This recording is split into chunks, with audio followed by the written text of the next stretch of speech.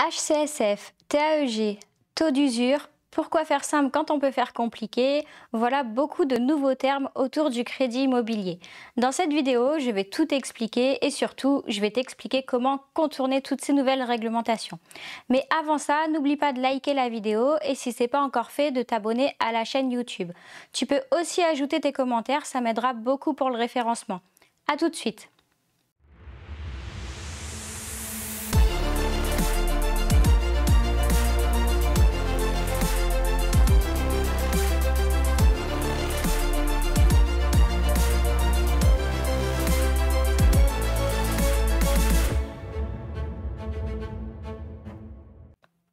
Le HCSF, ou plutôt Haut Conseil de la stabilité financière, en fait, c'est une autorité française chargée d'exercer la surveillance du système financier pour préserver la stabilité et la croissance économique du pays. En fait, c'est un peu le patron du banquier, c'est un peu le big boss et c'est lui qui donne les réglementations à suivre au niveau de la banque. Au niveau de ces réglementations, depuis le 1er janvier 2022, en fait, elles ont changé et on a un peu l'impression que c'est plus restrictif pour nous les investisseurs en immobilier. Les voici. La première réglementation, c'est de ne pas dépasser 27 ans maximum pour les prêts immobiliers. Bon, nous les investisseurs, avant on pouvait avoir du 30 ans, mais c'était quand même relativement rare. On va plutôt tabler sur du 25 ans, voire du 20 ans, donc on n'est pas vraiment impacté par cette nouvelle mesure.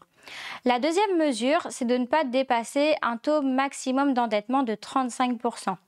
C'est-à-dire que si tu gagnes, admettons, 2 000 € par mois, tu ne peux pas dépasser 700 € de mensualité de crédit. Avant cette nouvelle réglementation, on était à 33%. Donc là, c'est plutôt une bonne nouvelle pour nous les investisseurs en immobilier. Et la troisième règle qu'impose le HCSF, c'est qu'en fait, il dit aux banquiers: vous pouvez quand même déroger 20% des demandes de prêt reçues. Ça veut dire que sur 100 demandes de prêt, 20 demandes vont pouvoir passer un peu entre les mailles du filet. On va pouvoir moduler un petit peu le taux d'endettement ou moduler un petit peu la durée d'emprunt, mais ça va quand même concerner une minorité d'investisseurs. Donc il va falloir susciter l'intérêt auprès du banquier pour rentrer dans ces 20%. Dans ces 20%, il y a quand même un tiers qui sera dédié uniquement aux primo-accédants. Et bien souvent, ce sera pour l'achat de leur résidence principale. Les 2 tiers restants, ça va être là pour nous les investisseurs. Donc 2 tiers de 20% des dossiers, on est à peu près entre 13 et 14% des dossiers de financement. Il faut savoir que les dossiers investisseurs représentent environ 15% de la totalité des demandes de prêt. Donc en fait, on est quasi tous finançables avec ces nouvelles réglementations, donc il ne faut pas du tout s'en inquiéter. Mais si jamais tu étais dans les 1 ou 2% pas finançables, ou alors si tu as affaire à un banquier qui n'a rien compris, et on sait que ça arrive souvent, eh bien il y a quand même des moyens de contourner ces nouvelles réglementations. Le premier moyen, ça va être de réaliser des arbitrages si tu as déjà du patrimoine immobilier. Tu peux revendre pour générer du cash, tu peux revendre à des SCI, tu peux aussi modifier ta fiscalité. Si tu as acheté en société à l'IR, tu peux passer à l'IS, ou tu peux aussi exploiter tes biens en meublé s'ils étaient exploités en nu. Mais le plus important, ça va être de pouvoir revendre certains biens pour générer du cash. La deuxième solution pour contourner ces réglementations, ça va être de mettre plus d'apport. Et bien, comme je le dis souvent, cash is king. Dès qu'on a du cash, forcément, la banque ouvre un peu les vannes et on est finançable plus facilement. Donc, plus tu vas mettre d'apport, plus tu vas mettre les chances de ton côté. Bien que nous, les investisseurs en immobilier, notre objectif, c'est d'avoir un maximum de financement et de sortir vraiment le moins d'argent possible de notre poche. L'autre mesure pour contourner ces réglementations, ça va être de pouvoir t'associer avec quelqu'un qui présente de meilleures garanties pour la banque. Tu peux aussi mettre en hypothèque un bien que tu possèdes déjà, ça peut être ta résidence principale ou un autre bien, pour pouvoir avoir ce financement.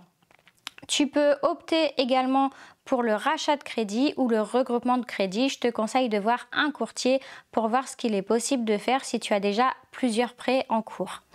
Tu peux demander à ta banque un prêt in fine.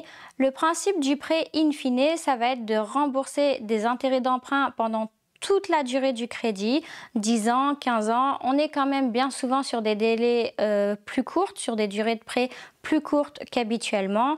Et en fait, pendant toute la durée du prêt, tu payes uniquement des intérêts d'emprunt. Une fois que le prêt est terminé, tu soldes l'intégralité du capital en une fois. Donc en fait, ce type de prêt nécessite quand même d'avoir du cash et la banque bien souvent te demandera de nantir environ 80% de la somme prêtée. Ça veut dire que là, il faut quand même avoir du capital et souvent, tu vas le nantir sur une assurance vie qui est censée te rapporter plus que le taux d'intérêt que tu vas payer pour ton crédit.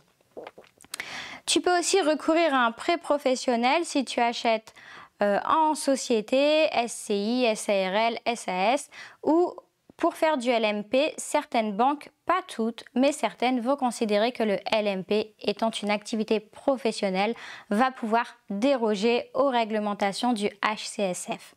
Et enfin, la dernière mesure, ça va être d'investir dans des locaux professionnels type local commercial parce que ce type de bien n'est pas soumis aux réglementations du HCSF.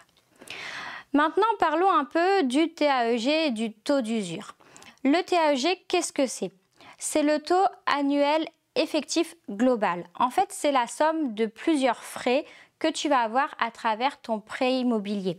Ça commence en fait par le taux nominal du crédit. Donc quand le banquier te dit je te prête à 2% sur 20 ans ou à 2,5%, bon c'est les nouveaux taux qui se pratiquent actuellement et c'est parti pour continuer à augmenter. Donc ça c'est le taux nominal du crédit. Ensuite on ajoute tous les frais bancaires, donc frais d'inscription à la banque, frais de dossier, la banque te facture des frais de dossier à chaque fois que tu demandes un financement et les frais de fonctionnement du compte bancaire. On va aussi ajouter l'assurance emprunteur, donc ça c'est dans le TAEG, l'assurance que tu vas payer sur ton crédit immobilier. En fait, le taux d'usure, il est égal au TAEG à ne pas dépasser. Le taux d'usure est censé protéger le consommateur, c'est pour ça qu'il a été mis en place. Nous, on a plutôt l'impression qu'il nous embête, qu'il nous gêne pour obtenir des crédits et c'est un peu casse-pied de devoir aussi contourner ces réglementations, mais les réglementations sont faites pour être contournées. Le taux d'usure, qu'est-ce qu'il dit ? Je te mets le tableau correspondant au taux d'usure. Donc en fait, si tu regardes bien, il dit que pour les prêts de 20 ans et plus, actuellement, on est à 2,57%. En dessous de 20 ans, on est à 2,6%. Ça veut dire qu'en dessous de 20 ans, il augmente légèrement, donc ça te laisse un tout petit peu plus de marge. Mais surtout, si tu vois que tu es gêné pour obtenir ton prêt à cause de ce taux d'usure à 2,57%, rien ne t'empêche d'emprunter sur 19 ans ou 19 ans et 11 mois. On n'est pas obligé d'aller sur des durées rondes en termes de crédit. Et si tu regardes les taux variables, on est à 2,45%. On en parlera peut-être un peu plus tard, mais au jour d'aujourd'hui, c'est pas ce que je recommande en termes de prêt immobilier. Ce taux d'usure est revu chaque trimestre. Donc là, c'est les taux en vigueur actuellement. Les prochains taux seront publiés au 1er octobre 2022. Maintenant, je vais t'expliquer aussi comment contourner le taux d'usure parce que bien sûr, les règles étant faites pour être contournées, on a quand même des méthodes pour déroger, pour passer un peu autour entre les mailles du filet et on arrive à obtenir des financements. La première solution pour contourner ce taux d'usure, ça va être de moduler ta durée d'emprunt. Comme je te l'ai dit, si tu es au-dessus de 20 ans, si tu veux emprunter sur 20 ans et plus, admettons tu fais une demande de prêt sur 20 ans et ça passe pas, tu peux très bien demander 22 ans, 23 ans, 25 ans pour avoir des mensualités de prêt plus réduites. De cette façon, le taux d'usure va être modifié. Tu peux aussi demander moins de 20 ans pour avoir droit à 2,6% au lieu de 2,57%. Ça te fait gagner un petit peu. Bon, après, ça ne fait pas gagner grand-chose, mais toutes les mesures que je vais te donner, mises bout à bout, peuvent en fait faire que tu rentres dans les clous et que tu obtiens ton financement. La mesure suivante, ça va être de négocier les frais bancaires. On sait qu'avec la banque, tout est négociable, même si c'est un peu plus compliqué en ce moment, on y arrive toujours, donc il ne faut pas hésiter à négocier les frais bancaires. Tu peux également modifier le degré de couverture de l'assurance emprunteur.